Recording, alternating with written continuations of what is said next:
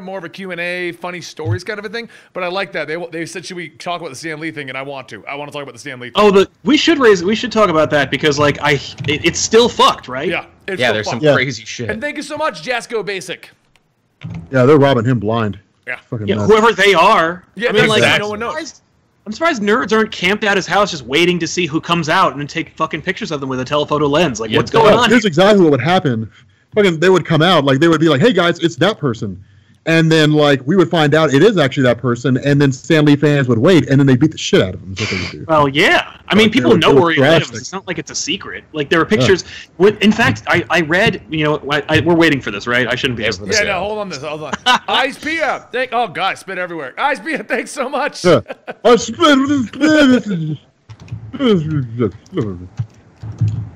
Joel, I'm wiping you off. I seemingly have only spit on your face.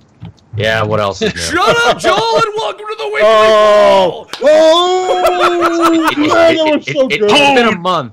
It's been a month without one of those. Guys, welcome to the Weekly Poll, the weekly or every other week show here at our Twitch channel, twitch.tv/EligibleMonster, or if you're watching the video afterwards, here on the Weekly Poll channel, brought to you by some of the best and the brightest in the comic book YouTube entirety of the world. We are the best channels. I'm Benny. I run the Comicstorian. That is Rob. He runs Comics Explained. That is Sal. He runs Comic Pop. And over the other corner is Joel. He runs Caped Joel. No one is better than us. Joel is the cream of the crop.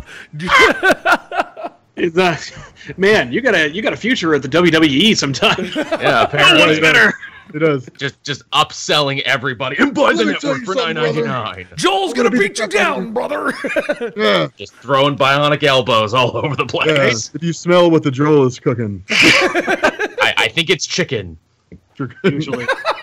This chicken's good for you. Just the way he said that. I think it's chicken. All right, guys. Today's episode is kind of I guess more of a lazy one, I should say. We have some topics we want to talk about, but nothing is a huge, earth-shattering topic. There's nothing that we can really go beefy talking on. So we're gonna talk about what we can. We got some funny con stories to tell you guys. We'll probably do a little bit of a Q&A here on the Twitch side of the house. And if you want to watch this post, like you're trying to watch this later on Twitch and you want to see the live show, that is a subscription right here at our Twitch channel, twitch.tv/EligibleMonster. All of our content is behind the subscription paywall. That is to support Danielle. I was calling her Dana Chu, and it was Danielle, who handles all of your uploads, all of your re-uploads onto the Weekly Poll channel, and everything that we do here. It actually supports the production of everything we do here, which includes the Weekly Poll, Comicstorian Weekly on Sundays in the afternoon, and our Monday shows and our Thursday R&BE live show, which happens every Thursday in the morning. All right. I think that's enough of a plug. What do you guys think? Why not? So just so you guys know, Weekly Poll Tuesday, R&BE Thursday, Comicstorian Weekly, which is a comic book review show on Sundays, right here on Twitch. All right? Yeah. So let's go ahead and kick off the initial of this whole thing. We're going to talk about Stan Lee, because we were already kind of half talking about that. So let me give you the quick rundown of the situation. Stan Lee reported to the police that he was missing $1.2 million from his bank accounts.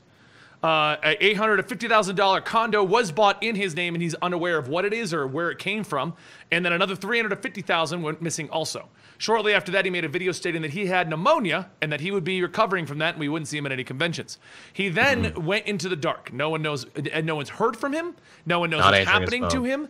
And his longtime manager, who is always treated him like a father, and he's always treated him like a son.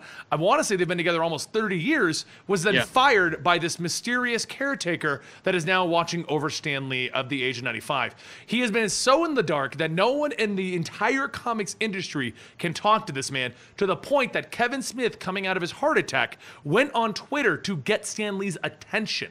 Like, he literally tweeted him, "None of my numbers are contacting you. Hey, can we chat?"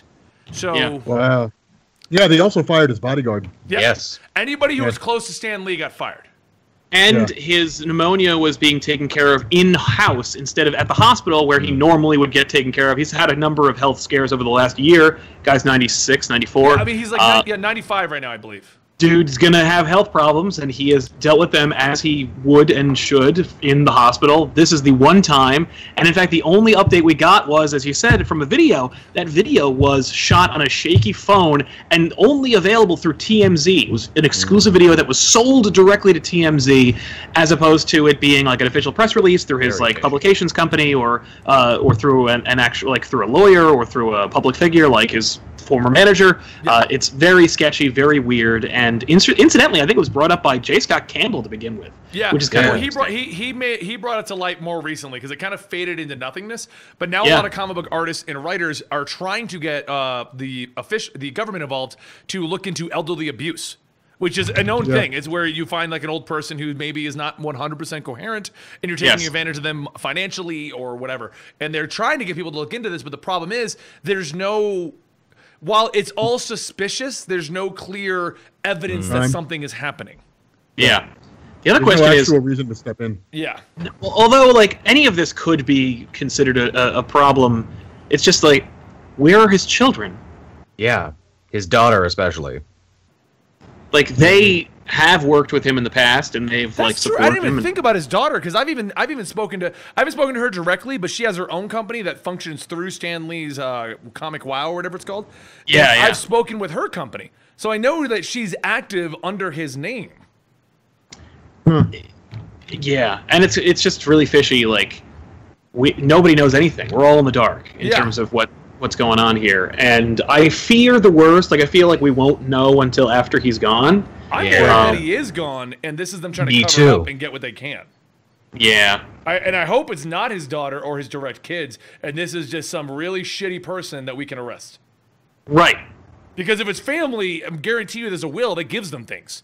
Yeah, so there's nothing we can do. Yeah, there's nothing you can do about but that. Like at the rate this money's disappearing, like what the hell will there be? But that's why it's kind of weird. Like the family wouldn't step up and say anything. Like if for no other reason than like, hey, our inheritance is vanishing before our eyes, and we don't know who the hell's taking it. The fact that a condo was bought, because I read the article and they traced the loss of $850,000 to a condo purchase. Yeah. It's weird. Also, some fishy wire transfers and some bad checks. There was a great article that was getting shared, and Rob, you directed it to me. Where was that from again? That was from Forbes or Bloomberg, I think. Yeah, really comprehensive article on it. So people are looking into it. And there's an updated article actually from the last day. Let me see here.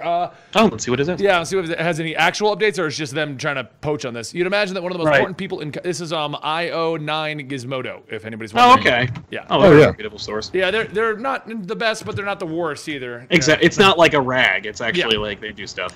You'd imagine one of the most important people in comics history, who always happens to have executive produced or had cameos in all the Marvel films. Stan Lee wouldn't exactly have to worry about money, but according to a report from the Daily Beast, Lee's finances are in a state of disarray thanks to people in his orbit who have been taking advantage of him in order to get to his wealth. Described by one anonymous source as a real fucking mess, Lee's current situation is a complicated one. Over the course of the past few months, Lee has lost $1.4 million due to a technical issue with a wire transfer, and $300,000 was removed from one of his bank accounts with an alleged unauthorized check made out to Hands of Respect, an organization. That's the same article I read. Yeah, okay. Made out to Hands of Respect, an organization that he no longer has any part of. It's a charity of sorts founded by Lee and Jerry Oliver, his daughter JC's former business partner. Right, and no one knows what this charity does. Yeah, though Hands of Respect is a for-profit company that prominently featured Lee's involvement in promotional materials, the Lee family claims that they have yet to see any profits and are currently looking into and auditing the business. Speaking of the partnership, JC cast it into negative light. She said, Jerry and an associate promised to make me and my dad a lot of money, and we got nothing out of it except losses. There's a lot of sexism involved with the way Jerry and the associate treated me. These guys separated me from my dad. They alienated me. They used me. They did very bad paperwork, and they were very sneaky. They ruined my life. Oh, I didn't realize she was fucked over by all this too. Yeah. Wow. The bigger issue described by the sources seems to be that there are more and more people who have come into Lee's lives in the months after Lee's wife, Joan, recently passed away. People who may be looking to con their way into his bank account, according to a family insider. Yeah. She's never met a con man she doesn't like. Stan is not a whole lot better. Maybe their contemporaries and friends are all dead, and now they just have a bunch of hanger-oners and sketchy-ass people working around them. I have a feeling he's being taken by people in the world. Yikes. So why is his daughter not, like, who's stopping his daughter from going? Exactly. I don't know. Who could? I mean, that's family. Yeah. Yeah, that's if nothing else, even if it's like emotionally stressful for like a stranger to block your kid, that's enough for like a legal precedent for at least there to be. And I can imagine investigate this, to at least go in and look. And if this happens like within you, because this has actually happened to a lot of people over like across America and throughout the world, I'm sure. But like people have this problem where like like a trophy wife or a trophy husband or some ridiculously like tangential person will come into an older person's life and then kind of like swoop in and covet all they own and kind of spend it all until it runs out and then bail. There's not much you can do outside of like gathering evidence and reaching out to law enforcement. But like, this is Stan Lee. If you're Stan Lee's daughter and you're barred from seeing your dad, one tweet and you've got the eyes of the world on you. I mean, I don't know. It just feels like... Did he sign away his power of attorney? Because I know in that same article they go on to talk about potential nurses he's had over the years and that there was a moment there where he did sign away his power of attorney. That wouldn't be 2 seconds. Welcome, Tiffany. Tiffany is the great co-host over at Comic Pop, another great YouTube channel. One of the best comic book YouTube channels here on YouTube, or Twitch, or wherever we are right now. I don't know where you're watching this. And Nerdy Rock Comics has subscribed to Twitch Prime, along with General Flame. Thank you guys so much. Thank you. Hey, guys. Okay. So, anyway, I'm sorry, Joel. I was trying to, like, look No, it's fine. Yeah. No, it's fine. Like I said, power of attorney, I think that's a matter, too. I don't think anyone knows who has his power of attorney right now. No.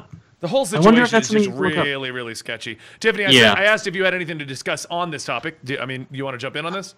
Well, no, I put in the chat about the power of attorney thing, so that's what I was going to bring up, because power of attorney is a super powerful thing. I've dealt with it several times, and, like, it can be one of the best things, and it can totally screw you over all at the same time. Like, so if he was, aware enough up to a point where no one has power of attorney, this is going to become a shit show. Because... Then it comes down to, yes, the family does, but then if there's something else out there, like if someone's been a caregiver for X amount of time, like, you never know which way this is going to go, especially in court size, and if there's anything written anywhere. Yeah. Apparently we missed 2 subs real quick. Fat Snorlax, thank you so much for your sub. And Sarah31 didn't get his 4-month sub mentioned. Guys, sometimes the chat disconnects and I'll miss it, so don't feel bad about being like, hey, I subbed and you guys didn't get a chance to mention it yet. Exactly. Where's my sub shout out, man?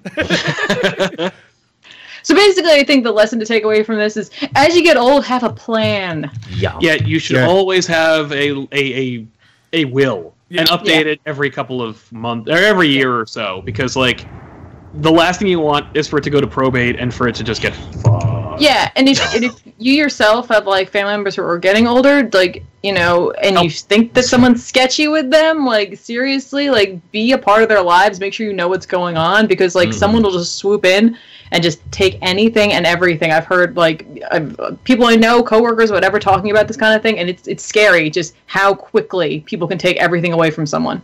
You know what I feel bad about it is we all, even Rob, he got a picture with Stan Lee, and we've all seen Stan Lee at many cons, and the man's a genius, the man is incredible, but he has been seemingly less aware at a lot of these cons lately, and we all used to make jokes that he's just kind of being carted around, and he's not really aware of what he's doing. And the fact that this is happening, and he's not able to come out and say anything, and his family's not able to get involved, it's more and more evident that this has been going on. That he's not fully aware of what's happening, and they're just carting him around to all these cons to make all the money off of him. Right. And it looks like whoever this caretaker is has basically kicked out everyone who actually cared about his well-being, and they're like, well, if Joan's gone, we gotta clean up fast. We've done what we can. It's time to take as much as we can on the end and call it good. Yeah, but I mean, like, you could... Embezzling is about concealing what you're doing, and buying a condo with the exact amount that was missing from his account in a public spectacle is very obvious. Right. No one ever said they were good at it. Right, but here's the thing. They could turn around and, like, say, like, it was a gift, and I'll just pay the taxes on that, and you can't prove otherwise. You cannot prove, like, what are you going to say, no? He claimed it was stolen. That is helping against that. But yes. And that may be, like, they may have been planning to make it a gift, and Stan Lee may have had a moment where he realized what was going on and called it out as stolen. But I don't know. It's just very obvious that these are some very greedy people near this man, and that they have been just milking him for as much money as they can get out of him. I mean, I've seen many people get pictures with him, and they said it's very much an assembly line. Stan Lee just sits there, they put you behind him, and then you leave. Oh, like, yeah. That's exactly what that is. Like it was the craziest thing. That bodyguard that he had for like however many years, how many decades, 20 years or something 30. like that. Yeah, like 30 years, dude. It's insane. Like we were waiting in line, and we were waiting there for however long. Stan Lee comes out, everybody applauds, yay, Stan Lee! Then they sit him down at the table. All right, you go up there. All right, and you can't take pictures because there's one of those days where it was like you get an autograph this day, you get a picture the next day. You had to buy tickets for both. You couldn't get them at the same time. So like, we're in line, and like you get up to Stan Lee, and then you hand your comic to a guy, and that guy checks the comic, and that guy passes it to Stan Lee, and Stan Lee signs it, and then like his bodyguard takes it and hands it to you. Like it is they're like you're in and out. I mean they do it so fast, but it's like damn. Yeah, well, we all kind of chalked it up to he's older and he's got a lot of people there, and like, it's funny he's being carted around, but like, really just looks like that was the case. And maybe he was willing to do it. I don't want to entirely say that everyone has been doing this to him because he had his family member, he had his manager, he had all these individuals. So I don't want to entirely say, all of them didn't care about him. But it definitely seems like there was more shady stuff going on. And now that the people who cared about him have been pushed out, what do you do? Yeah. Yeah, it's sad. Yeah, right now, the only thing, we've seen Neil Adams jump in, we've seen Campbell jump in, we've seen Kevin Smith himself jump in, lots of comic book and even film industry professionals talking about it, raising awareness. We are doing the same, just adding our voices to it, saying like, yo, like, look at this fucked up thing. But unfortunately, it seems like if those people who have way more influence and connections than we do have already said their piece and there's nothing being done, I'm worried that, like, raising awareness is all we can do. I would love for like any legal experts to jump in. I mean, the dude who was fired, whose name escapes me, but I know it starts with an M. I think the manager. Maybe he could work out something with a lawyer. I mean, these are all hypotheticals, and having thankfully never gone through this personally, I don't know what the process is to like wrestle control. I have seen it happen where it's just, like, an obscure family member comes in and kicks the person who actually cares about them out, and then just kind of like holds on to their shit, and there's nothing you can do because like years ago they signed a more formal legal document that so that makes them a more connected relative, really. So and there was nothing that could be done. It just sucks. But like I hate to think that there's nothing that can be done, but I also have no options. Yeah. That's the sad part. That really is. Yeah. I mean, if Neil Adams can't do anything, I mean, not that like he's, all powerful, but like, Neil Adams has like connections. He knows his address and his phone number. I mean, it's like. Well, it's like the Kevin Smith thing. He knows his address. He has multiple phone ways to reach him, and he's tweeting. Like, and they're all. You're right, and all the phone numbers have been disconnected, and I'm sure he's afraid to just go over there because like he'd be met by like a cop probably. At least then it would answer some questions though. Yeah. Like who's committing this like restraining order against me? That'd be interesting. Yeah. I guess if I knew him, I'd show up. I guess they put it in his name. Yeah. Anyway, it's messed up and scary. I wish that there were more professionals who like lawyers who could like weigh in on it and like offer counsel because there's not much that can be done, which is sad. Like it's. Because this is also frustratingly on the heels of all those horrible accusations that were levied against Stan Lee by all those caregivers, which apparently he's vindicated. I think I read recently that like that was all horseshit. But in any case, like regardless, he's in a deteriorating state, and I would hate to imagine that in his twilight years, he is being taken advantage of and not being surrounded by people who care about him. So. Yeah, man. Just real, dude. You said it best. There's not much more to say. There is a subscription that came through. Tommy8900 has subscribed for 6 months in a row. Thank you so much. Nice. Splurge! You okay there, Rob? Yep. After such a serious, dour topic. I know. Splooge! This is the type of show we do. Splooge! Splooge! All right, let's go to a better topic then. I think, Sal, you said it best. There's not much more we can add to this topic at this point. we all agree that this is shitty and there's not much we can do about it, but at least we brought light to it to the best of our ability. Yeah, I'm always surprised by, like you feel like like that we're kind of like the last ones to talk about this topic, but the right people could hear it at the right time. You never know who's listening at the right time, and somebody who's an expert or somebody who's motivated or somebody who's related could say like, "Oh shit, I didn't even hear about that." Because like it's not at the top of the news every time it's check not. the news. And it should be. It should be. I think that's part of the problem is there's not enough attention is being brought to this. Yeah. So, all right, so let's go to the next topic, what I actually named the stream today. Red Hood, my boy! He's gonna be in the Titans! Good. Yo, Joe! My boy's in the Titans! And my boy... Yes, he's your boy. You can have him. They're not calling him Hood. They're not calling him Red. They're not making him the Vigilante. It's Red Hood! And he might actually look the way he's supposed to, considering that all the costumes for this new Titan show have actually looked pretty good. How many have been released? I've seen the Robin one, and I guess the Red Hood one. There was Hawk and Dove as well. Yep. They got really Hawk and Dove are coming back? Yes. And they look good, actually. Their costumes look really good. Huh. That'll be interesting. This show is I'm going to laugh so hard, though, if he shows up, the Hood is black, and he's going by the name Hood. We're like, oh, the fuck! Where's the Arrow Riders? What is this? I mean, that's of all the people to pick for a Titan show. You think you would want to pick people that like the general public would probably recognize? No, Starfire, perhaps. Well, no. They are going to be on it. We just haven't seen them actually have a theory on the Red Hood idea. Okay, Red Hood has gained popularity in the last couple of years. He really has. I mean, Arkham Knight and things like that have brought attention to the character. Yeah, and I think, because we've seen Dick Grayson, that the Titan show is pretty much, at least season 1, is basically going to be Dick Grayson and friends.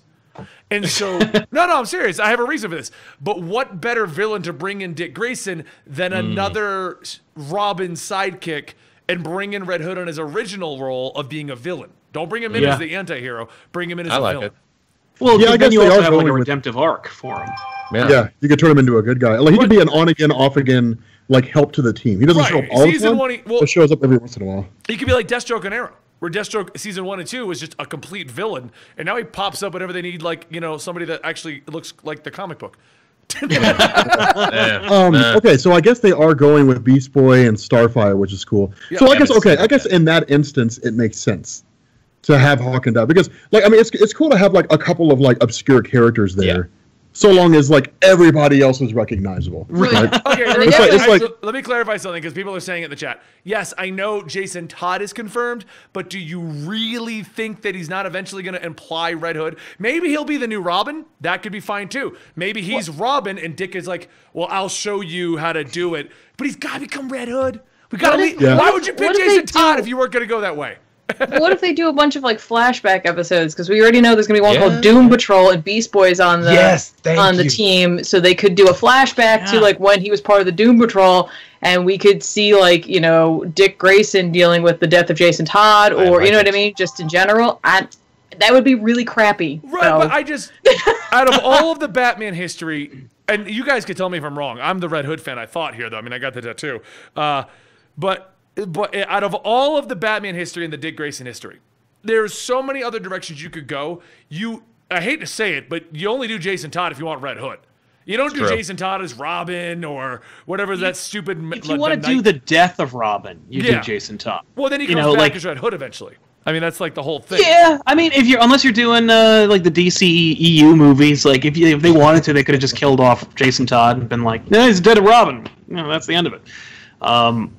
But yeah, if you're doing like this show is obviously a deep dive. I mean, looking at the Hawk and Dove costumes, the straight up Tim Drake Robin suit. Oh yeah, they're going full. I mean, Doom Patrol is the name of an episode. They've cast Robot Man. Oh, so good. This is a deep dive. We're doing comics. Yeah, which is why I say you only do Jason Todd if you're intending to kill a Robin. And you're right. No they question. could not bring him back as Red Hood, but I just feel like there's so many other things you could do in Dick Grayson's history. And the death of Jason Todd did not affect Dick Grayson that much. No, I mean, like, it would only affect him as much as it affected Bruce, and that would affect him in some way, shape, or form. So I wonder if they do that, let's say they do that kind of crappy version of it, and they're like, maybe we'll set that up for, like, later on, and, like, then Red Hood could show up, and he'll be, like, this, like, you know, villain behind the scenes that, like, we as the audience know what's going on, but the characters haven't quite figured it out yet. Right. I mean, like, maybe they're planning Red Hood as season 5 if they get to go that long, you know? But I guarantee plan for success. Gotta plan even for the if it's future. season 5, if you are bringing up Jason Todd, there is an eventual we'll use this character that is popular in a niche audience. No doubt. Yeah. And who sells a ton of merch and guys get tattoos of. Do we have a date for this? I don't know who gets tattoos of him. I don't know, man. You should have at least fixed your hair when you did that. Made it like be like, see. But yeah, no, I mean, I don't see why. I'll be pissed. I'll be pissed if it's just Jason Todd and we do get to go for like 5 seasons and we never ever get a Red Hood appearance, mention, or whatever. No doubt. Right? Red Hood. I have no question. Yeah, because it would be like if instead of it was something like where it's just like, so you got Dick on the Titans team and he's doing his own thing, right? And he ends up like just tripping back to Gotham where like Jason Todd is currently Robin right now, and it's just like a check it out, let's see what's going on, and we're all like, yeah, this is gonna go well for you, Jason. The real question is, how old is the actor who's playing Jason? I don't know. Because if he's like a kid, well, you're gonna get the flashback. If he's like 32, he's Red Hood. The end. Yeah. Like, That's a good point. That would be hilarious. We just look at the age and we're like, oh, yeah. he's 17. Damn it. I don't know. You could have a 30-year-old boy wonder. It wouldn't be weird. But, I don't know. Yes, it would. That's why there's a Nightwing. Come on, Batman. We gotta fight crime, and then I gotta pay my alimony. Man, the wife's really up my ass, Batman. I tell you, all these late night crime fighting sessions. I know what you mean, dude. Boy Wonder.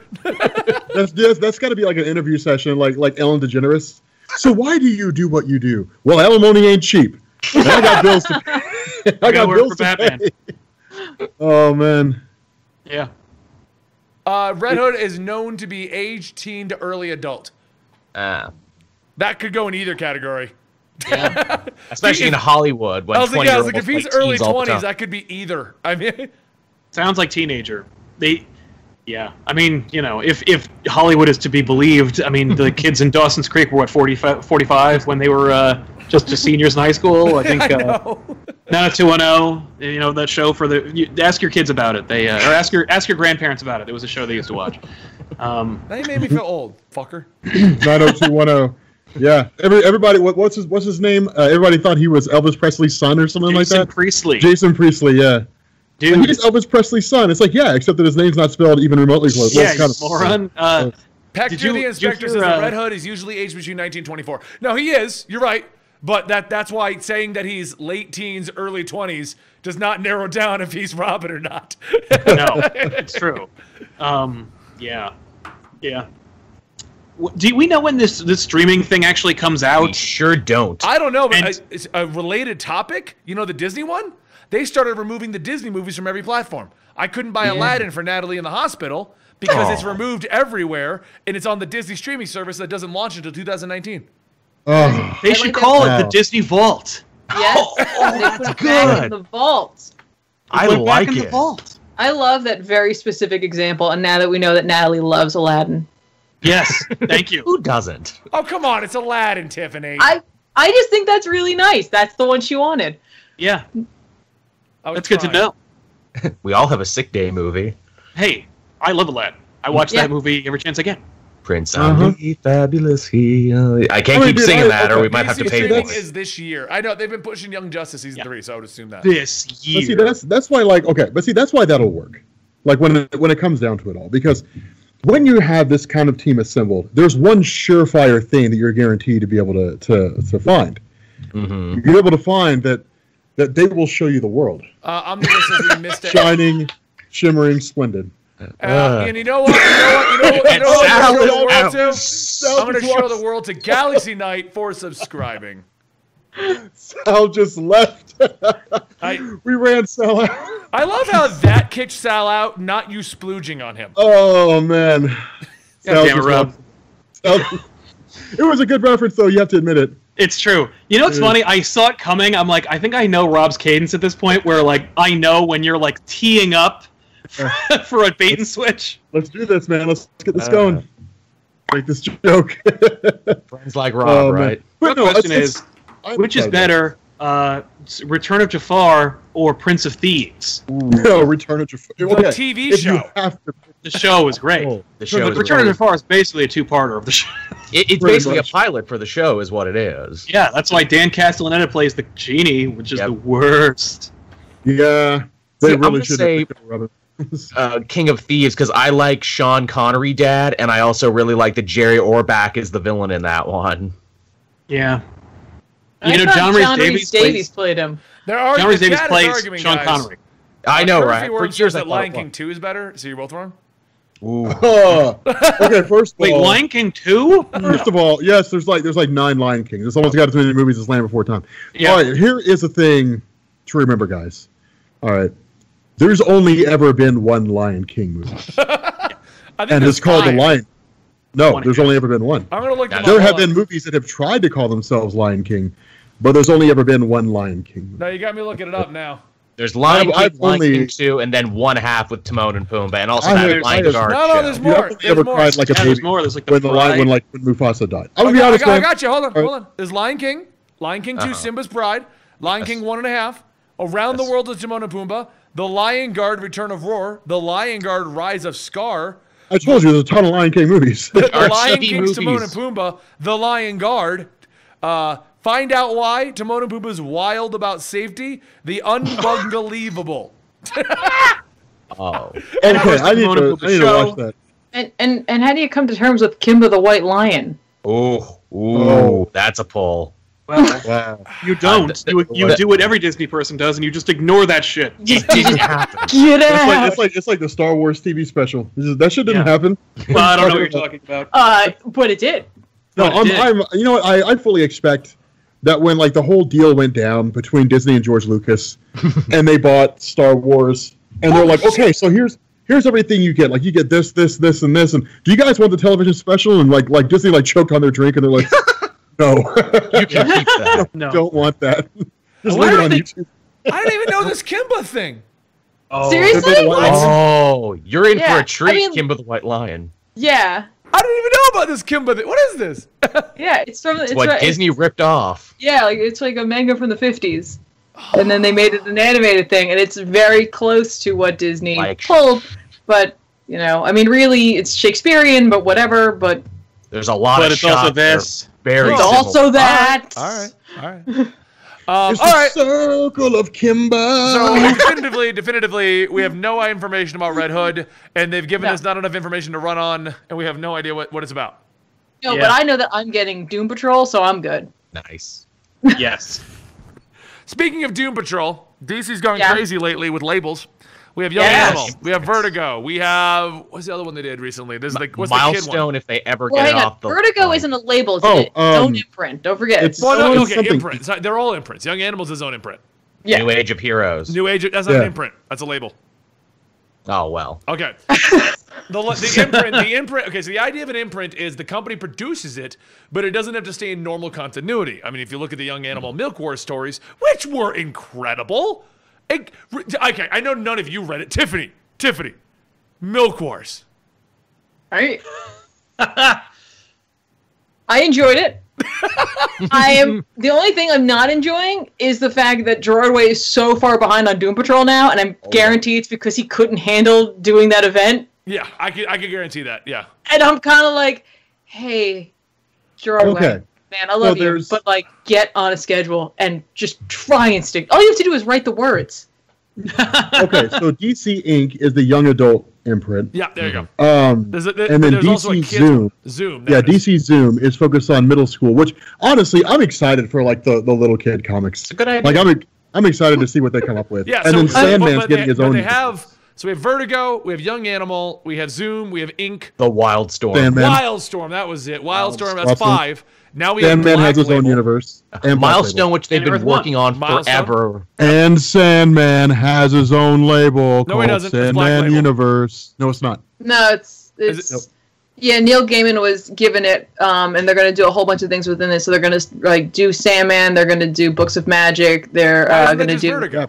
It is, but like Neil Gaiman's in charge of it. Essentially, he's in charge of the whole thing, and he's not writing any of it. He's just overseeing all these other writers. Well, I mean, he's the guy that. And there's Bendis's Jinx World now too, which is also an imprint under DC. Yep. So they have. So if we add Sandman in, I heard you, Rob. I heard you. Sandman universe. You happy? All right. There we go. Oh, Music Man 625. Music Man. Music. Singing. Songs. Music Man. Splooge. Continue on. Anyway, so that's like 8 or 9 imprints, and now we're getting these. What I wanted to talk about today, because Rob and I are planning the adult-themed discussion on R&B. We're going to discuss, like, do we need adult-themed labels? And we can talk about that briefly here, but I'm not going to go deep dive into it. Hold on, I'm sorry. Let me stop you for a second, Benny. Why am I seeing questions about Sal Splooge? Did I miss a Splooge on Sal? Oh, no. Somebody's asking about a Sal Splooge. Well, just in case I did. Just in case I did. Sal Crivelli. Splooge. Anyway, yeah, no, we got a similar topic coming up. What the heck? we got a similar topic coming up on Saturday's R&B. But the thing I want to talk to you guys about today, and I loved, Tiffany, you told me a joke on the phone the other day. I don't want to steal your thunder before I say it. Yeah. Okay, all right. No, Tiffany, you gotta say your joke. You said it best because you did it like you were selling it. Oh, I did. Well, now listen, guys. Over at DC Comics, you can not only enjoy our regular runs and some of our other younger runs and our fun, hip, happening runs, but enjoy the Black Label, finely aged in oak barrels.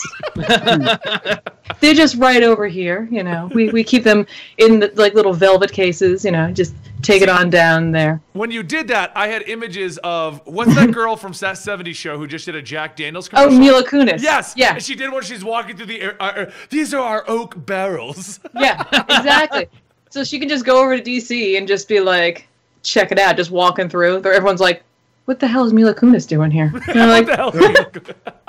Anyway, just have her like lean, like just like perched into a corner like a broomstick. She's just sitting there, you know. Okay, real quick. Like, just sidebar on the similar topic. I just pulled up for the Google thing just to get my research prepped up for when you and I do our discussion on RBE, and I searched adult comics, Marvel and DC. Don't do that. Oh no, the safe search is off. Exactly. Oh, I tell people about that all the time. I'm like, oh yeah, man, you guys think like Marvel Max, the Luke Cage Marvel Max series? Man, it was nuts, man. He's like in a strip club, and like they show everything. Oh yeah. Anyway, it's like, dude, they go straight up like Patrick Stewart, man. Like you see it. Yeah, I like that Rob went to like a real thing, but I have a feeling that Benny might have found some things that were not sanctioned by DC or Marvel. No, it's the costumes, you know, like superhero ladies fancy dress, Supergirl with half her clothing missing. He's like, Benny's like, I'm gonna be over here for a little bit. You guys just go ahead. Benny's gonna turn the camera off. Anyway, what I wanted to discuss today as a primary topic, and this is the one I didn't know how big the topic would end up, but DC's got like 8 imprints now. Yes. Marvel got rid of all their imprints. They just have the one. I don't care what you say about the ones that aren't shut down, like the one that what was the one that Icon? Like, oh, Icon's still around. No, it's fucking not. They don't make shit. No.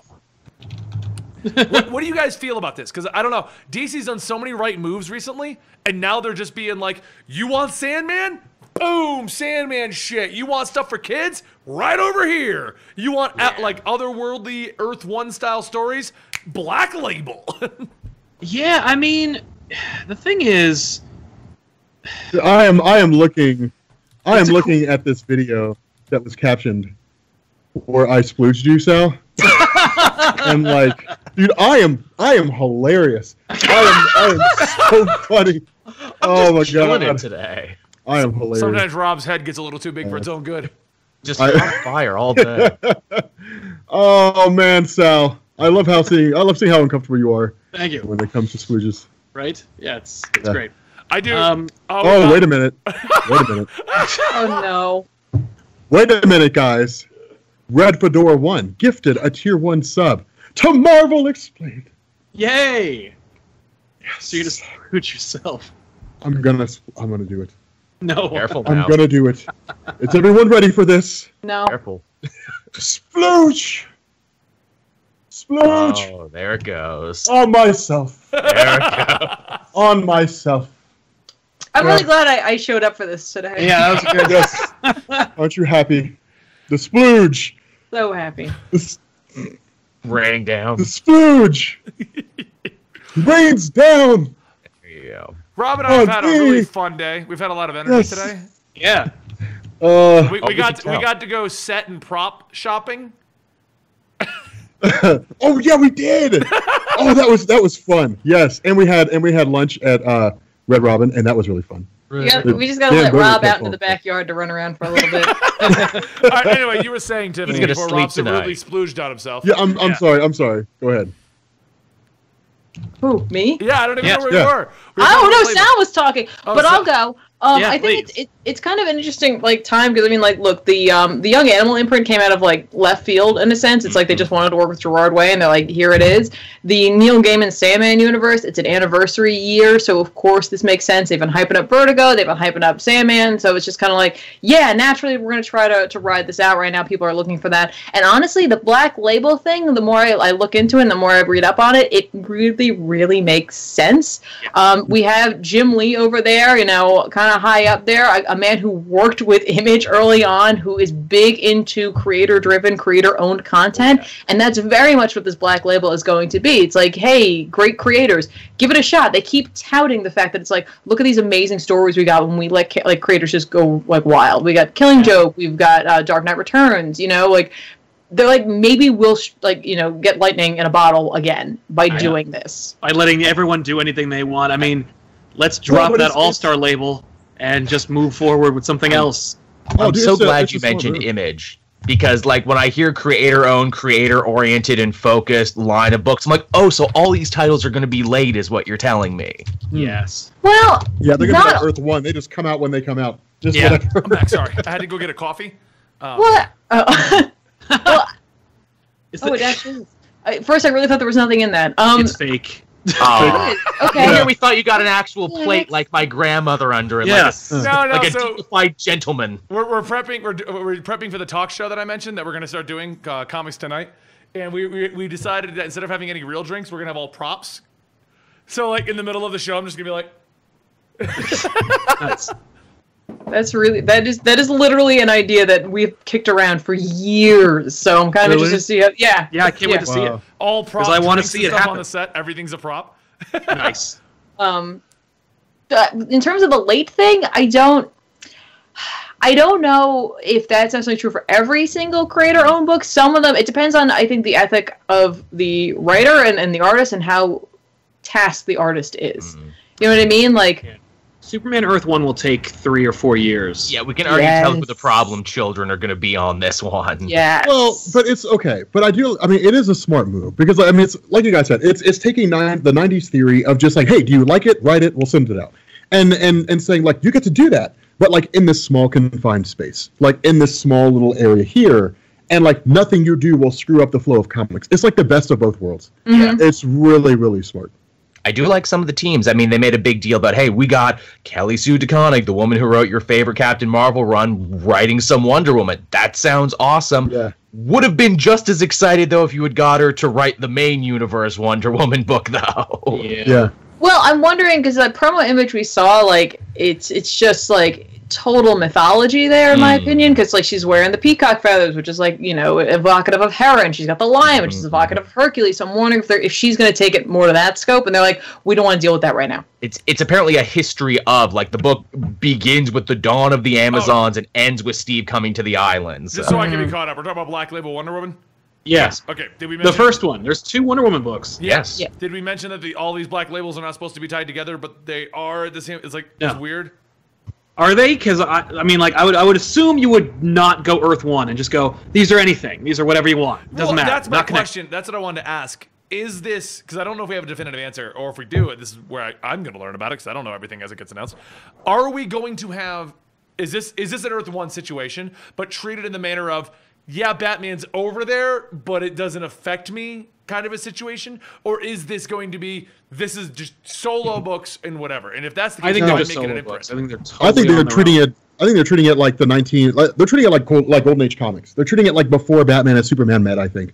Where they're just like, here's a Batman story and a Superman story. I think they're putting it under a singular imprint so people can identify these are it's for the same thing you have like TV Mature, TV Everyone. Like it's designed to say like this is a catalog of stories that are for a particular type of reader. Parents, be aware of this, and like calling it a day. And I think that like how you see them is relative explicitly to Agreed. No, it's just Elseworlds. It's just, I it's just just want There we to go. I just want to make sure that I understand what this is, you know? But isn't one of them taking place at the same time as another, or like in the future of another? I think it's Batman the Last Night on Earth. Yeah, that's picks up with Joker. Like Batman has Joker's head in a jar, and then there's a Superman story. I think. No, it's not Superman Year One. It is one of them. No, I think it's Batman Damned by Brian Azzarello. Yeah, ties into the Last Night on Earth. I think it deals with the impact of the Joker being gone or dead or something like that. Joker is dead in Batman Damned. But Joker's head's in a jar, and Batman. But it's alive in Last. Oh, is it alive? So they are all being treated as separate stories by your favorite writers. Right. Okay. It's like when Elseworlds came out, when they had like Superman spitting bullets, and it was like Superman's Batman. It's like it's not like that is like a sequel to Gotham by Gaslight or anything. It's just like, no, there's just whatever you want. It's just let them do whatever they want. Okay. And if they want to do a sequel, they can. You know, but to that and not so to it's each being other. treated like Earth 1, but not requiring it to be in this one universe. They can do whatever. Or All-Star, where it's like All-Star Batman was not All-Star Superman. Like, it's just whatever you want. It's just like it's one label. Yeah, and these are going to be monthly books, right? Yes. Well, we don't know. It'll be. Let's hope. You know, but like from what I know, from what it looks like, from what it seems to me, it's just here are 6 books. They each will have their own limited amount of issues. They come out whenever they come out, and they are not connected by anything except for a label. But they're not set in their own. It's not like there's the Black Label universe and they all take place in it. Like it's just the Black Label is a label like that. Like Elseworlds. It's weird too because they said the reason they were doing this is because they've had such great success with Batman White Knight and Nightwing New Order and everything. I'm like, well, why didn't you keep running with the Elseworlds thing though? Why does this need its own label? I know you're talking about making them more mature. White Knight is pretty damn mature and pretty damn adult. They did censor it though. Here's why. And it just dawned on me based on what Rob said and what you guys have been saying. It's simple. It's so that I can go to the comic book store or go in Comicsology and go, I want all the Black Label stuff. Yes, that makes sense. That's what it is. Yeah, because otherwise you're like, oh, did you hear about the new Nightwing? Really fucking cool. Did you hear about the new Batman? Really fucking cool. But you know, I mean, I go to my local store and I'm like, everything Star Wars, put on my list. Everything that says Batman and Flash, put on my list. And that's actually what I have in my store. Those are the physicals I still buy. I get everything on Comicsology. But it's so you can go in there and go, all the Black Label, I want that. It's also better marketing. Black Label's easier to market because it sounds more mature. It evokes the idea of alcohol, first of all. Like, you know what I mean? Like, it's like easier to sell to a mature audience who's looking for something high-end. You know what I mean? Like, what's in Elseworlds? Right. Yeah. But a Black Label. As much as I hate to say it, because I have this discussion with Rob all the time, a lot of things that comic book fans are aware of, like Elseworlds or What If, is not readily apparent to the new comic book reader as to what that is. If someone walks in the store and they're like, well, what is Batman like White Knight? And they're like, well, it's an Elseworlds. The general newcomer is going to be like, well, what is that? Like, you didn't answer my question. You gave me more questions. Well, it's just an imaginary story. It's just whatever you want. I know, Sarah. Superman imaginary stories. I have all Green Lantern, all Flash, all Batman. All Spider-Man, although I probably should stop that because, well, that's gone. We're good. Hey, you can start with number 1 soon. Nick Spencer's writing it, and I'm actually really excited. Same. Based on the fact that he did Superior Foes, really has me excited. And Ant-Man. Ant-Man was really cool. Oh, God, it was. Was it ever? It was funny as hell. I'm excited for that. So I assume that the Black Label thing is there is a selection of writers who now have the right to come to DC and say, I would like to write this story. And they go, all right. Greenlit. Yeah, exactly. Like, and I'm guessing it's not every writer will have the option to do that, but I think there are some, like, based on this list, like some of their higher end like teams that they're going to really push to get some content out from. Yeah. And I wonder if they'll end up doing that thing where it's just like, people really like this book, well, let's just make that continuity. I could totally see them doing that with some of the stuff. Oh, totally. Right? But it's also a great opportunity for them to go, like, for them to entice other creators who wouldn't want to sign an exclusivity contract, but they still want to print money off of. Yeah. Where it's like, Gaiman is heading up this the Sandman universe. Well, what if he, like, gets an itch to write an Etrigan story or a Batman story where he's like a medieval knight? And it's like, put it in the Black Label. Like, just tell him it's greenlit. We don't even need an editor just yet. We just tell him it's okay. Have him write it, and we'll get somebody on it. Right. What if Hickman wants to kick him a story that like is about anything, you know? Like, no, we'll give it to him. Just let him do it. It's also a really good way to allow these writers to have free will and not have to worry about like, okay, well, hey, you want to write a Batman book? I need you to stay within these confines of what's already been set up, what's going to happen, and what's going on in these other books.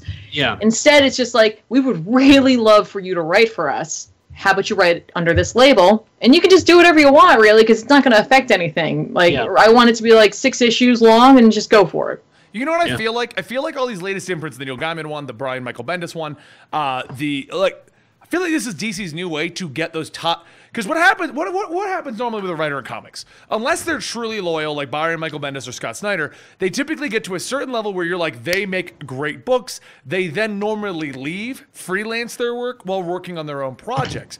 But I feel like DC has figured, well, if we give them their own universe to do their own projects, they'll stay with us.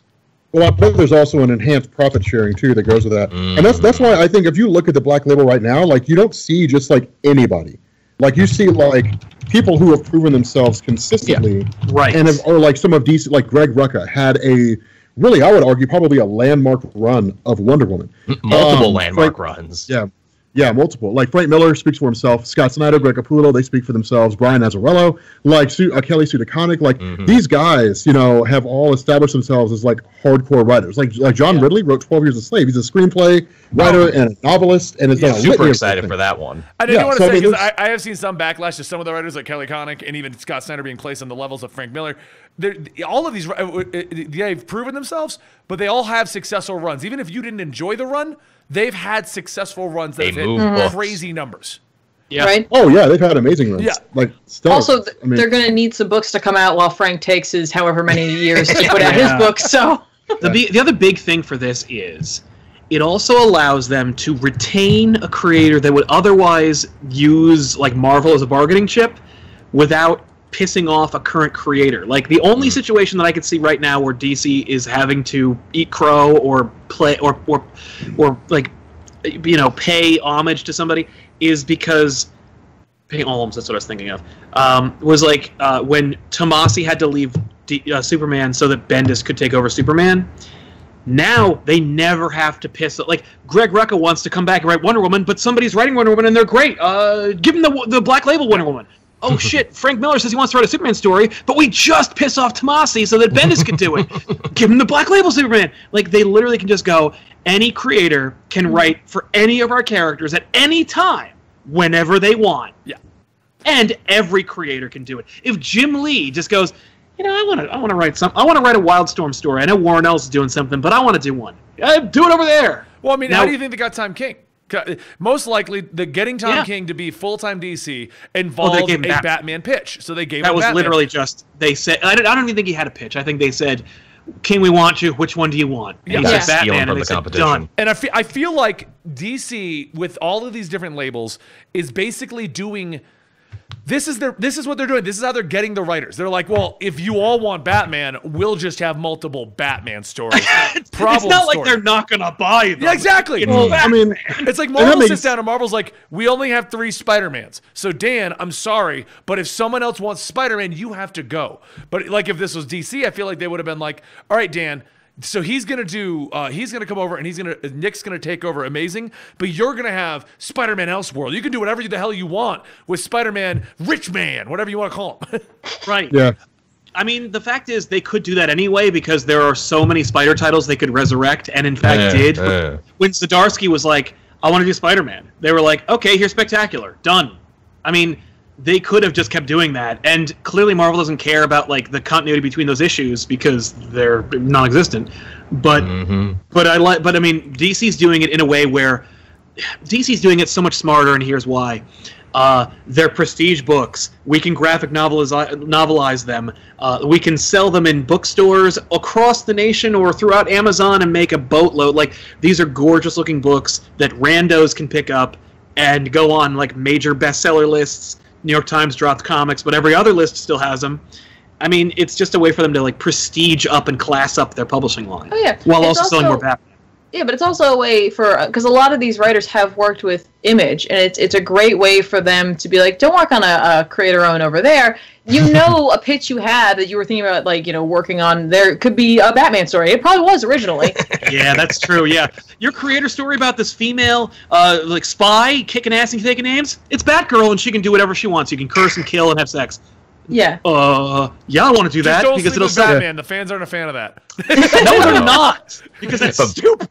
But Azzarello's gonna try, though. God damn, Right? is he gonna try? I also feel like doing this, all these different Elseworld stories, it's part of it's just to fuck with the power scalers, because now you're gonna be like, which Batman? There's 500. Yeah. Right. There's a ton of them. You know, I don't know. It is, huh? Oh, sorry, I was going another direction. I'll wait. No, it's fine.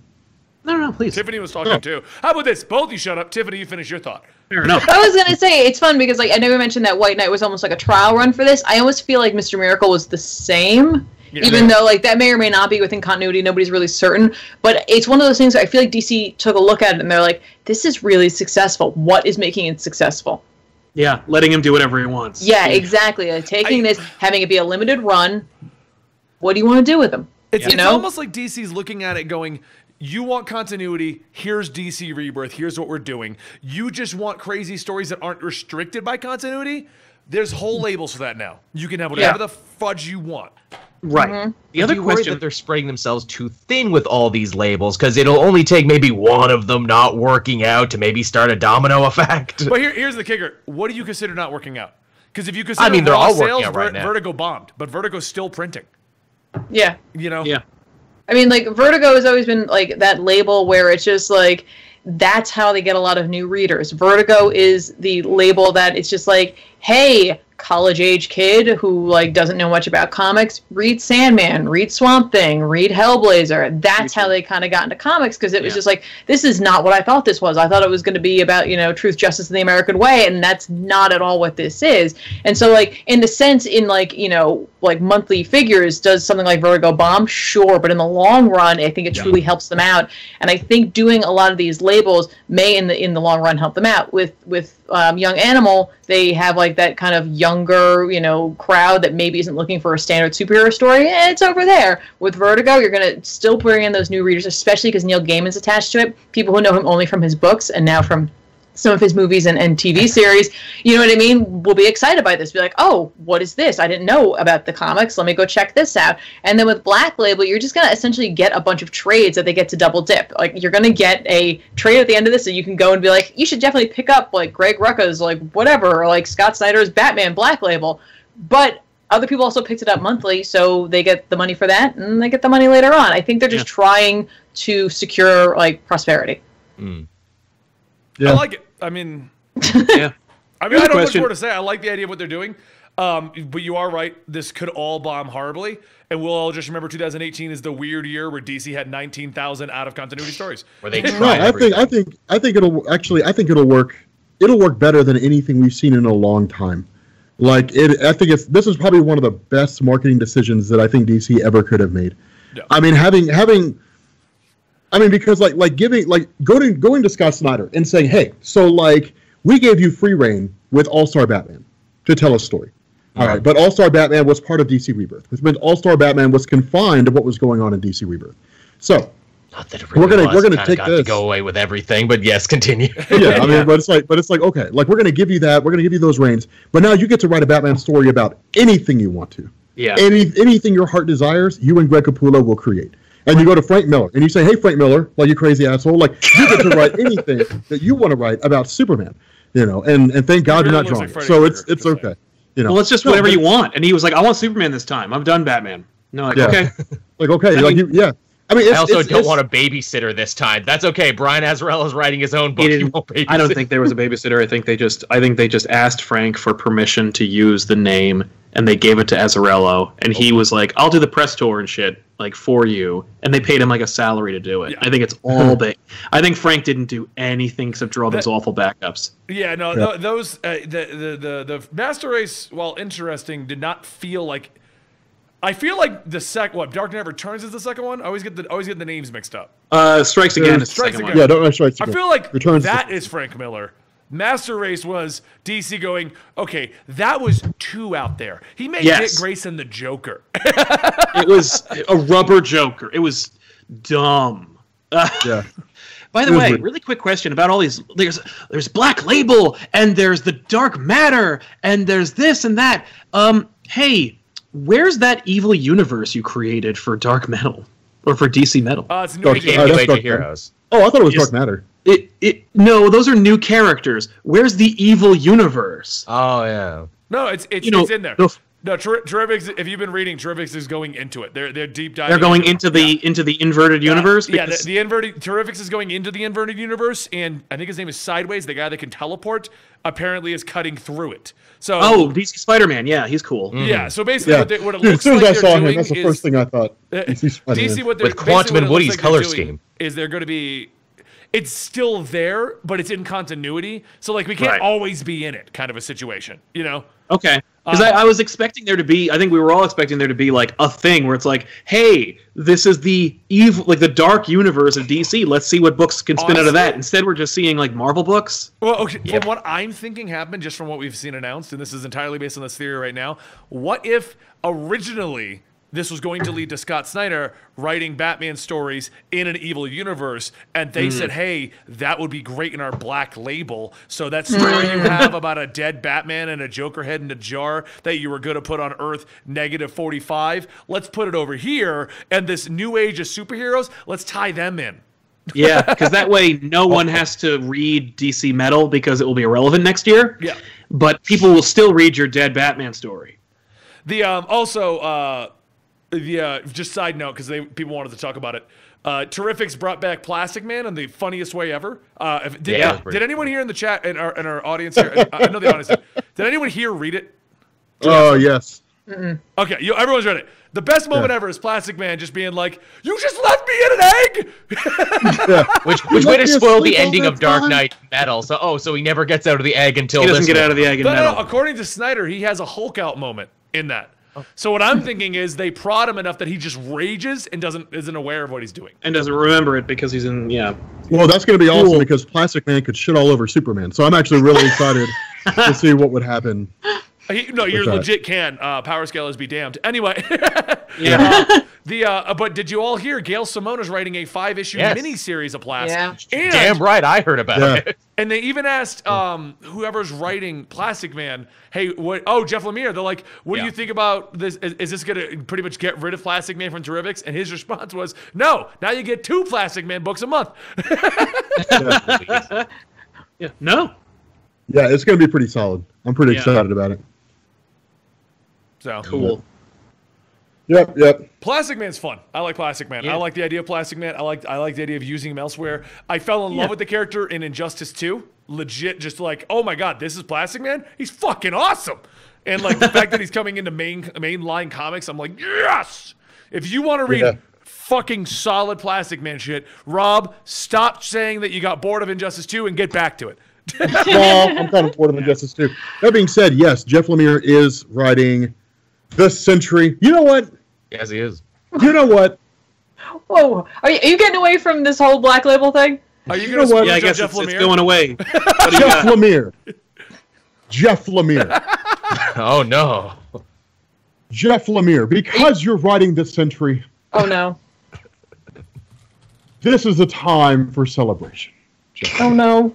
What else is it time for, Rob? And so for writing The Century, giving one of my favorite characters the first solo series he's had since his original appearance, which is really more of a miniseries than anything else, you get a splooge.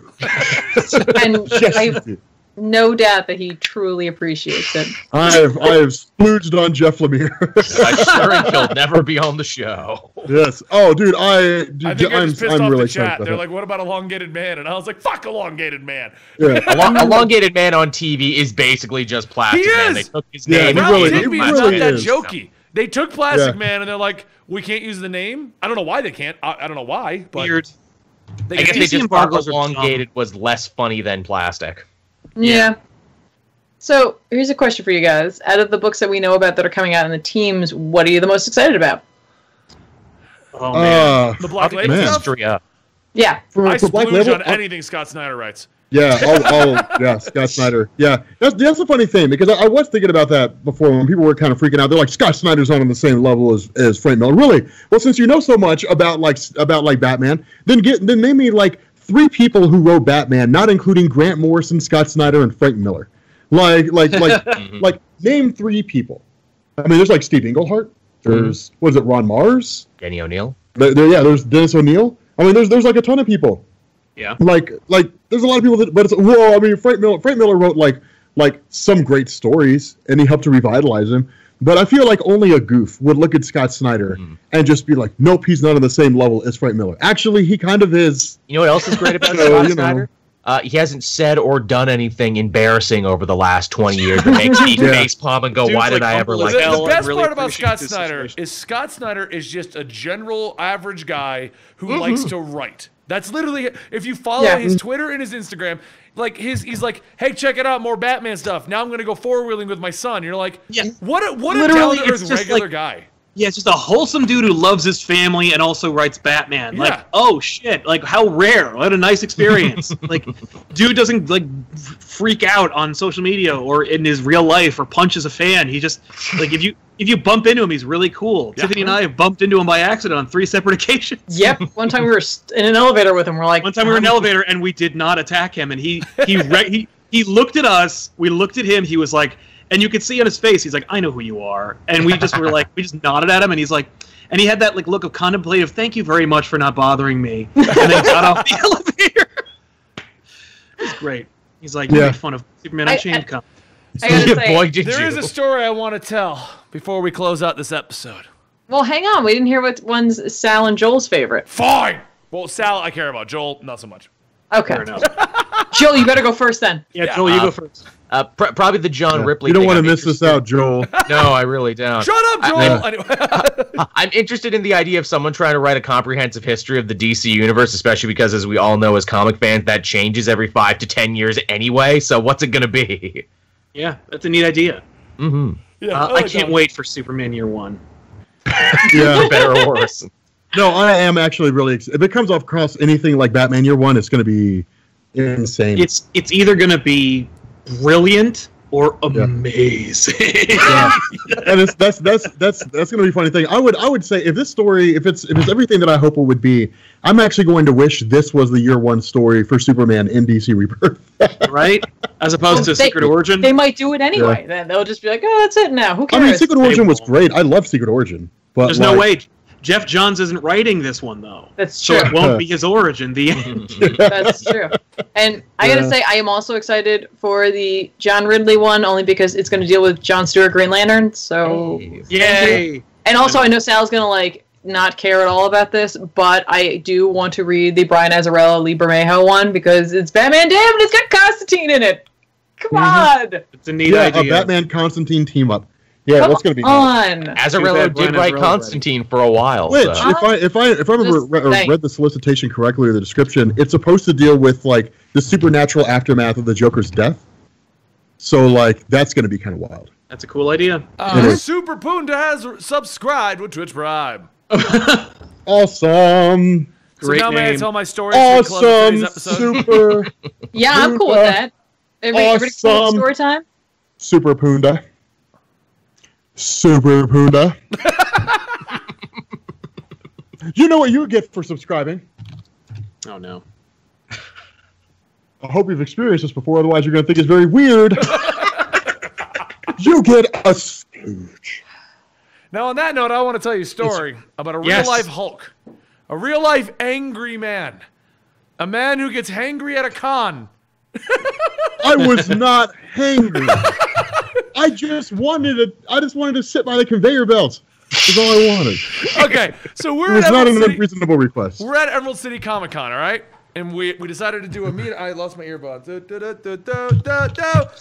All right. With that being said, guys, we are bringing this episode to a close. Thanks for joining us. So anyway, we're at this. We're doing a meetup at 2. A couple people show up. We weren't super public about it, but a couple people showed up. We chatted for about 30 minutes. And me, Rob, and Gary were like crazy hungry.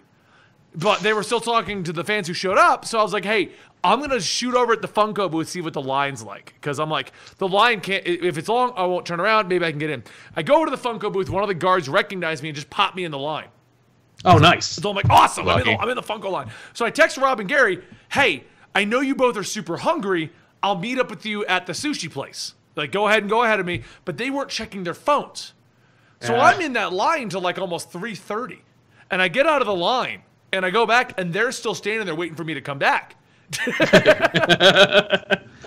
So it's decided that, okay, we're hungry now. They're like, Rob is like famished. We gotta go eat. Like, we're all getting hunger headaches, the whole 9 yards, right? Because like, we haven't eaten since breakfast, and all we had were some eggs. Like, we were all really hungry. So we go downstairs, we go to the sushi place. And the sushi place, shockingly, we all thought it would be kind of like no line at this hour, is packed. Now, this sushi place is a conveyor belt sushi place where they put the sushi on the conveyor belt.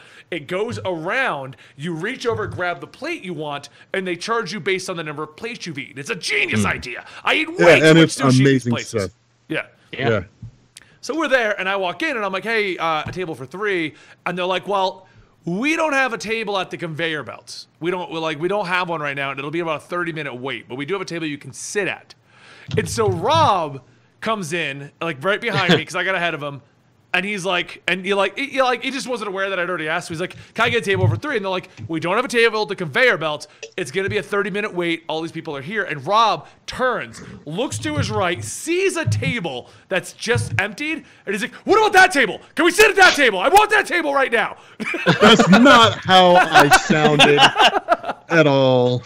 And I'm like, Rob, there's other people waiting. And he's like, I want that table. I'm like, Rob, we're going to sit over here. And so we took the other table, and the waitress lady comes over, and Rob's just like she comes over and goes, what can I get you? And Rob's like, we'll take this. And she's like, well, can I get your drink orders? And I at this point was kind of like anxious too. I'm like, we'll just take the food. And Rob's like, yeah, thank you. Like, I was like, oh my God, Rob, are you okay? You wouldn't like him when he's angry. Yeah. Right? Had he vaped?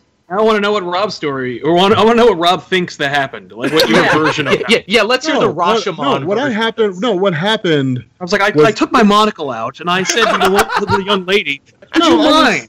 I was perfectly reasonable. I mean, for the most part, it was like that, but I was perfectly reasonable. I was like, well, what about that table over there? You know? And I was like, that table right there. And she's like, oh, well, that table's taken. And I'm sitting here thinking, I'm just like, no, it's not, because I'm looking at it right now and it's empty. and you know, she's like, maybe I might have said that part out loud, but like, I was like, no. I was like, okay, fine, whatever. So she goes and sits at the table, and like the whole time I'm irritated because we're sitting at a table, and it's like we're being teased. Like we're sitting at this table, you know? No, because I was like, well, I mean, can we just like sit at the table and wait till like a table at the conveyor belt comes open and then just go there? She's like, no, once you're at the table, you can't leave. I'm like, what the fuck is this? Like a fucking prison? Like once you sit down, you can never leave again. And so I'm like, all right, whatever. So like we're sitting down. Okay, maybe it did kind of go how Benny said it did. But like we go and we sit down at the table, and I'm looking over at this conveyor belt, and like all this delicious sushi is going by the conveyor belt, and we just have to wait on like this half-wit waitress to show up and ask us if we want like food. She was super slow. Yeah, she was slow, and she was crappy at her job. And I was like, okay, like you're a terrible waitress. The chick behind the bar was hot, so that definitely helped things out a bit. But like, I will say this, just because this paints Rob to be a horrible person. The reason why this story is funny is it is so out of character for Rob to be aggressive and angry like that. Dude, I was hungry as fuck, man. I was ready to get the food. Rob is like the nicest guy you will ever meet. If you meet him on the streets and you're like, hey, you're Comics Explained, Rob will just stop and chat with you to the point where he's irritating everyone else because we're all like, Rob, we gotta go. And he's like, hold on, man. I'm talking to this person. And you're like, Jake here wants to hang out. Yeah. Well, no, I mean, I'm just saying, man. Like she's just telling me, like, well, that table's empty. You know, I'll be damned. That table's open right there. Look at that thing. Hellfire. Tell me that table's taken. don't look taken to me. It looks open. You know? I'm surprised to have them just go, well, I'm just going to have a seat and we're going to see what happens. Yeah. Like, oh, there's a table, guys. Let's go. And just go and sit down. But like I mean, she'd probably come running over. This is why it's so funny, because that's not Rob. That's not Rob at all. Excuse me, sir. This table's taken. Yeah, no, it's taken by us. So, like, right, right now. It's right here. And then we'll be out of here when we're done. This ain't a restaurant with 3 tables. Like, they can wait. They've been waiting this long. They can wait a little more. Like, they can wait a little more. You know who I am. Yeah, no, I wouldn't do that. It'd be funny, but I would do that. On that note, we're going to close out today's episode, but I'm not going to do it. I'm not going to tell you about my channel, Comicstorian. I'm not going to tell you about Cape Joel's channel, Cape to Joel, or Rob's channel, Comics Explained, or Sal at Comic Pop, or Tiffany at Comic Pop. You can find them all on Twitter at Comics Explained, Cape to Joel, Sal Says What, The Real Zoobs. I can never say it right, or did I? Oh, I did. Or Comicstorian. You know who's going to close out today's episode, guys? That cat right there in that video. That cat. Is that the new cat? Yeah. She doesn't have a name yet. See, the cat just waves at everybody. See, it's waving right now. Yeah, she really wants to go. Waving with its claws. Yeah, she's new. She doesn't have a name yet, but she's new. No, Tevia, we're not going to do a Q&A. The Q&A was going to be what we did if we didn't fill the show up, and we filled the whole show up. Tevia, you are here for every goddamn live stream. You have every one of your questions answered. Why do you want a Q&A? You should call her Dr. Strange Cat. Dr. Strange, yeah. I got so many responses. I have to go through them all. A lot of people wanted Shuri. A lot of people wanted Clea. Yeah. Clea would be a good one. Too. Oh my God, Tiffany. Yeah. Okay. So I'm just now getting back into Earth X, covering it, Rob, and I hadn't read it for so long. Rob, I'm trying to close the show. One of my favorite moments was like when Clea turned on Doctor Strange. Everyone wave goodbye. Let Rob just talk off panel. That was insane. Yeah. Bye. Bye.